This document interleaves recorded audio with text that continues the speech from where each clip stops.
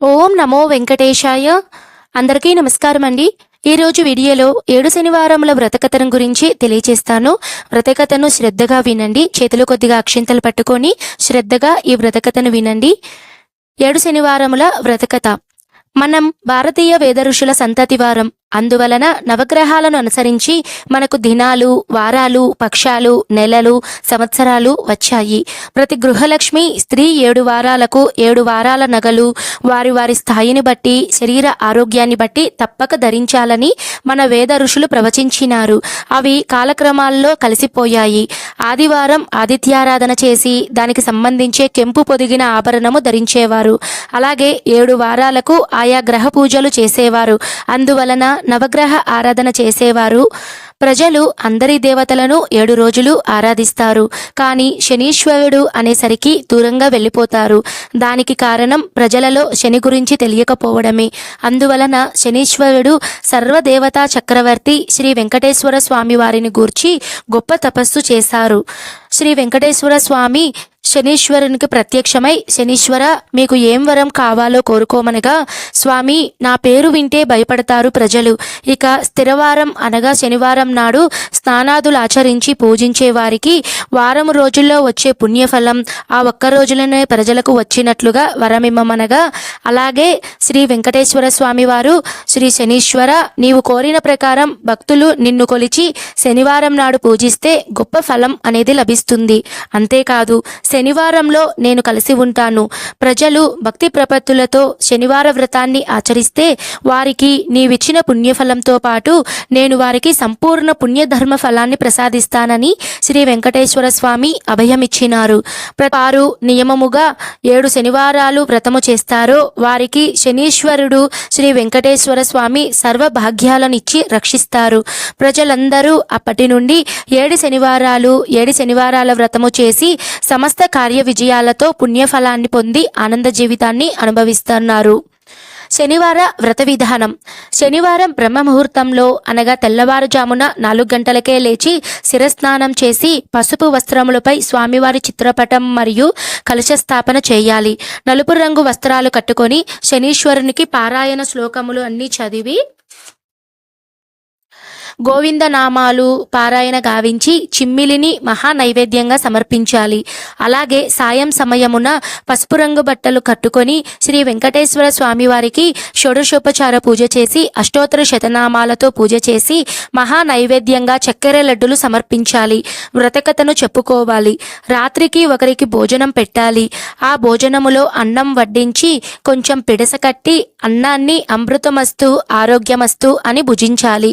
సాయంకాలం దాకా ఉపవాసం చేసి ఆ అతిథిని దైవంగా చూసి భోజనము పెట్టి చందన దక్షిణ తాంబూలాలతో అతనికి సమర్పించాలి.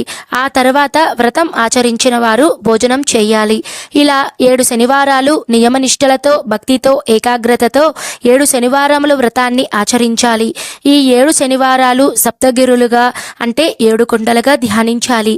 ఈ వ్రతాన్ని 7 వారాలు నిరాటంకముగా చేసి అనంతరం తలనీలాలు స్వామివారికి సమర్పించాలి. ఒకానొక కాలంలో మహాభక్తితో ఒక పవిత్ర దంపతి శ్రీ వెంకటేశ్వర స్వామిని నిత్యం పూజ చేస్తూ ఉండేవారు. ఇలా కొన్నాళ్ళు జరగగా పరమ పావనమైన కాశీ నుండి ఒక బ్రాహ్మణోత్తముడు ఆతిథ్యానికి వచ్చాడు. ఈ దంపతి అతనిని దివ్య అతిథిగా పూజించి కేవలం శ్రీ వెంకటనాథునిగా తలచి అతనికి సర్వ అతిథి సత్కారాలు హృదయపూర్వకంగా చేశారు. అనంతరం అతడు విశ్రాంతి తీసుకొని ఆ దంపతిని తన దగ్గర కూర్చోమని వారి జాతకాలను పరిశీలింపచేసి, ఓ పుణ్యసాధ్వి, నీ భర్త జాతకమున గోచార రీత్యా శనీశ్వరుడు క్రూరముగా ఉండుట వలన అపమృత్యువాత పడగలడు. దీనిని నివారించడానికి నీవు పవిత్ర హృదయముతో 7 శనివారాలు శ్రీ వెంకటేశ్వర స్వామికి భక్తి ప్రపత్తులతో 7 శనివారాల వ్రతాన్ని ఆచరించాలి. నీ భర్త రక్షణ నీయందే ఉన్నది. ఈ 7 శనివారాలు ఏకాగ్రతతో శ్రీ వెంకటేశ్వర స్వామి వారిని భక్తితో అర్చిస్తే నీ భర్త ఈ గండము నుండి బయటపడుతాడు అనగా ఆ పుణ్యవతి అతడు చెప్పినట్లుగా మనస్సులో శ్రీ వెంకటేశ్వర స్వామిని 7 శనివారాల వ్రతము నిర్విఘ్నముగా జరిగేలా ఆశీర్వదించమని ధ్యానించింది.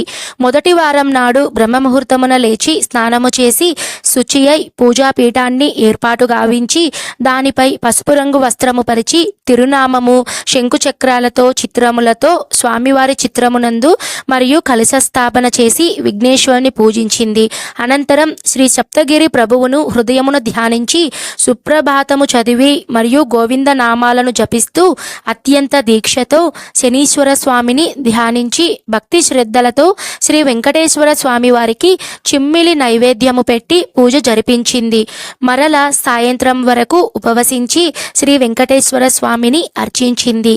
ఏడుకొండల స్వామి వారిని షోడశోపచార పూజ చేసి అష్టోత్తర శతనామములు జపించి చక్కెర లడ్డులు మహా నివేదన గావించి అత్యంత శ్రద్ధలతో శ్రీ సప్తగిరుల స్వామి వారిని అర్చించింది. ఒక పుణ్య పురుషుని అతిథిగా ఆహ్వానించింది. అతనిని శ్రీ వెంకటేశ్వర స్వామిగా భావించి షడ్రశోపేత భోజనములు పెట్టి దివ్య దక్షిణ కర్పూర తాంబూలాలతో సంతుష్టునిగా వించింది. అలా ఆ పుణ్యవతి శ్రద్ధాభక్తితో అత్యంత ఏకాగ్రతతో 7 శనివారాలు నిరాటంకముగా శ్రీ వెంకటేశ్వర స్వామి వారిని అర్చించింది. ఆ భక్తి శ్రద్ధలకు శ్రీ స్వామివారు ఆమెకు స్వప్న సాక్షాత్కారముతో ఓ సతీ తిలకమా, నీ పూజకు నా మనస్సులో ఆనందం కలిగింది. అందువలన నీ భర్తకు శనీశ్వర గండము తొలగింది.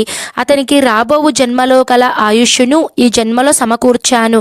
అందువలన నీవింక సుఖశాంతులతో దీర్ఘ సుమంగళముతో ఉందువు అన్నారు శ్రీ వెంకటేశ్వర స్వామి వారు. అనంతరం ఆమె ఈ విషయాన్ని భర్తతో చెప్పగా అతడు పట్టలేని ఆనందముతో, నారీమణి, నీవు నా భాగ్య దేవతవు, అందుకే పురుషులు కన్నా పూబోడులు మిన్నా అన్నారు. మన భారతదేశం సీత, సావిత్రి, అనసూయాది మహాపతివ్రత వలనే పుణ్యభూమిగా, కర్మభూమిగా, వేదభూమిగా చెప్పబడిందన్నారు. అనంతరం ఒక శుభముహూర్తాన ఆ దంపతులు శ్రీ వెంకటేశ్వర స్వామి వారి దర్శనానికి తిరుపతి వెళ్లారు. భక్తి తాత్పర్యాలతో ఇరువురు 7 కొండలు కాలినడకన గోవిందనామాలను జపిస్తూ ఎక్కి భూలోక వైకుంఠమున తిరుమలపై నెలకొని ఉన్న శ్రీ వెంకటేశ్వర స్వామిని తనివి తీరా దర్శించి సాష్టాంగ నమస్కారం ఆచరించి ఆ కలియుగ దైవాన్ని మనసారా ప్రార్థించి అతని ప్రసాదాన్ని స్వీకరించి ఇంటికి వచ్చి బంధుమిత్రులతో అన్న సంతర్పణలతో ఆనందించారు. ఇలా ఆ దంపతులు పూర్ణ పురుషాదులతో భూలోకంలో ఎన్నో సత్కార్యాలు ఆచరించారు. అనంతరం వారు శ్రీ ఏడుకొండల స్వామి వారిలో కలిసిపోయారు.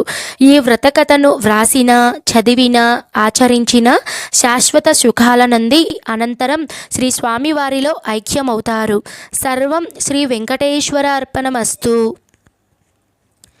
వ్రతకథ అంతా పూర్తిగా విన్న తర్వాత చేతిలోని అక్షింతలను స్వామివారి పాదాల దగ్గర వేసుకొని నమస్కారం చేసుకొని కొద్దిగా అక్షింతలను మన శిరస్సుపై ధరించాలి.